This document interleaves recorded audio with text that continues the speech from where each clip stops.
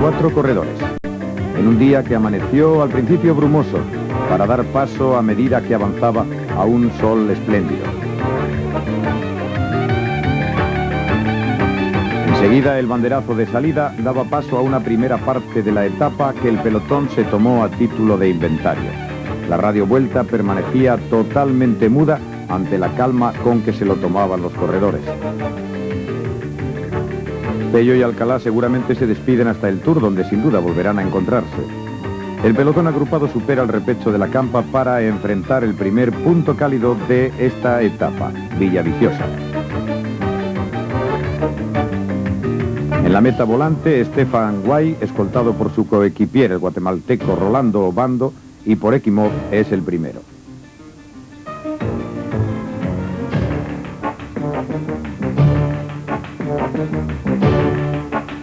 Y enseguida el ascenso a la primera barrera montañosa, el Alto del Pedroso, de tercera categoría. Las rampas ponen al grupo en fila. Los PDM, que no se fían de nadie, vigilan en cabeza en previsión de cualquier ataque. Julián Gorospe, ahí le tienen en cuarta posición. En el alto se va a producir un pequeño sprint que se anotará el rey de la montaña, Julián Gorospe, a quien cubre las espaldas Rodríguez Magro. Tras ellos Manuel Jorge Domínguez. Alcalá siempre en las primeras plazas. Ahí pasa el líder. Estirado el pelotón llega a las inmediaciones de Gijón, en un primer paso por la industriosa villa que disfruta de un espléndido día de playa. El PDM por el momento lleva cómodamente su labor de control de la carrera. Algunos pasos estrechos producen ciertos roces que a su vez provocan caídas. Alfonso Gutiérrez y Darius Kaiser se enzarzan en una discusión que por fortuna se queda solo en eso, pese a los gestos destemplados. Y de nuevo la idílica paz de los primeros kilómetros se reinstala en el pelotón. En Candás, sprint especial, los asturianos del CLAS se encargan de arropar la victoria de este paso de su compañero Antonio Sampedro. Y empieza el baile a partir de ahora. Un primer movimiento de fuga es rápidamente controlado por el pelotón. Raúl Alcalá no está demasiado inquieto, pero no descuida su actitud vigilante ni por un momento. La carrera se encamina, después de Avilés, hacia el segundo paso montañoso, y Julián Gorospe retoma las posiciones de cabeza. Hay un acelerón en la marcha por las proximidades de la zona de avituallamiento, Manuel Flores. Miguel Indurain y Raúl Alcalá parecen haber firmado definitivamente un tratado de no agresión. Tú respetas mi jersey amarillo y nosotros en vuestra primera posición por equipos. Se ataca la Miranda y como siempre los Banesto en cabeza. Por delante han cruzado Miguel Indurain, Gorospe, etc. El descenso no es peligroso, pero el pelotón toma precauciones. Roberto Córdoba aprovecha el relax momentáneo para emprender una aventura imposible. Se anota el primer puesto bajo la pancarta del sprint especial de Lugo de Llanera.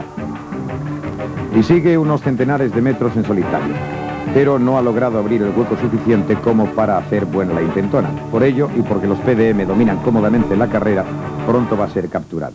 Conjurada la aventurilla del corredor del Teca, se restablece la marcha lenta en el grupo. La paz es tan absoluta que pese a que restan aún más de 50 kilómetros para la llegada, los sprinters, como es el caso de Plancaers, toman posiciones en cabeza. Meta volante de Gijón. Empieza a gestarse aquí, en el inicio del circuito, lo más noticiable de una etapa que hasta el momento estaba resultando anodina. Cruzaron Talen, Prado y Guay en cabeza. Y va a ser precisamente Vicente Prado el que se marche. El Tulit Computers intenta un último y desesperado asalto al jersey de líder. Enseguida responden Gorospe, Poels, Nullens y el PDM de turno, Dirk de Wolf, de profesión conductor de camiones de gran tonelaje. En el pelotón cunde la alarma porque la ventaja de los escapados va creciendo y amenaza peligrosamente al líder. Los PDM en pleno toman la responsabilidad de la caza. El ritmo aumenta vertiginosamente. Vicente Prado en su grupito es el único que trabaja a fondo. En unos momentos se convierte en el líder virtual de la Vuelta a Asturias. Pero como ven, sus compañeros de escapada se limitan a verlas venir, a controlar el loco proyecto del Dentuli. El conjunto de Raúl Alcalá trabaja a destajo para reducir diferencias. Estaría bueno que se perdiese una vuelta en los últimos 20 kilómetros. Desesperadamente Prado echa el resto en un último derroche de energías, pero Julián Gorospe responde a su esfuerzo de inmediato.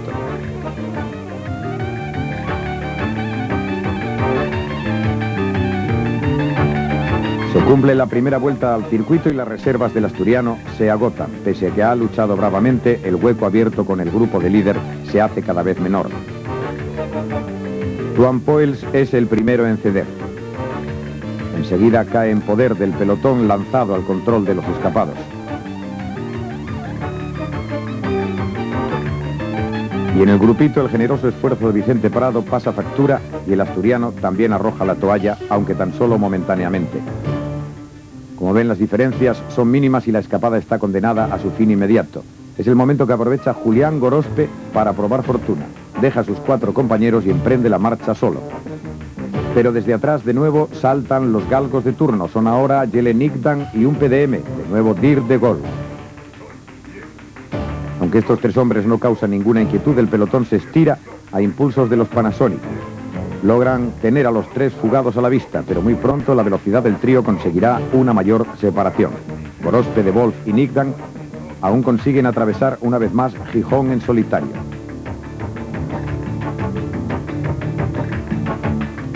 Pero los holandeses del Panasonic Sport Life están decididos a terminar con esa soledad de 3 y continúan con su endiablado ritmo de marcha. En la cabeza de carrera no hay tiempo para echarle un vistazo a la concurrida playa de San Lorenzo, ni siquiera de reojo. Es como se ve el Panasonic al completo, ahí lo tienen. El que conduce este gran grupo, Blancaer, es su baza. Para él trabaja duramente Equimoz y compañía. Vicente Prado, un tanto rehecho del gasto anterior, lo intenta de nuevo. Pero sus mermadas fuerzas no responden a su deseo y es rápidamente capturado, con Pello a la cabeza. Tras él, Raúl Alcalá. También ha sido sentenciada la fuga de Gorospe, Nikdan y De Wolf. Se va a llevar a cabo rápidamente porque la meta está a menos de 4 kilómetros. Encabezado por Equimoz, el Panasonic Sport Life da cuenta de la postrera aventura de la Vuelta a Asturias 1990. El sprint es irremediable. El trabajo de los del soviético va a verse recompensado.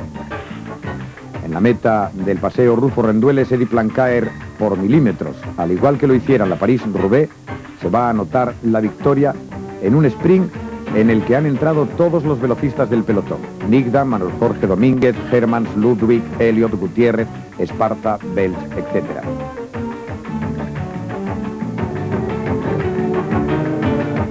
Y mientras vemos repetida la llegada del sprint, con Nikdan con ventaja, pero superado inmediatamente sobre la raya por Eddy Plancaer, Raúl Alcalá ha ganado con justicia la Vuelta a Asturias 1990.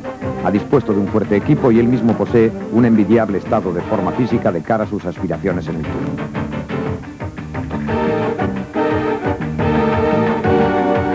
Cuadro de honor de la Vuelta Ciclista a Asturias.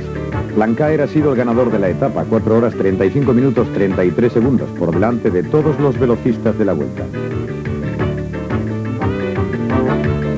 La regularidad finalmente para Manuel Jorge Domínguez, 39 puntos, 33 Jelle Nikdan y Rudi Dahnens en tercera posición con 31.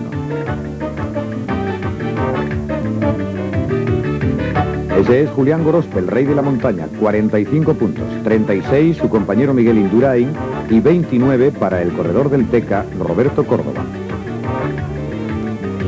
El equipo ganador, el Banesto, 79 horas, 10 minutos 34 segundos, 3 minutos 2 segundos de ventaja sobre PDM y 14:43 sobre el Grupo Deportivo 11.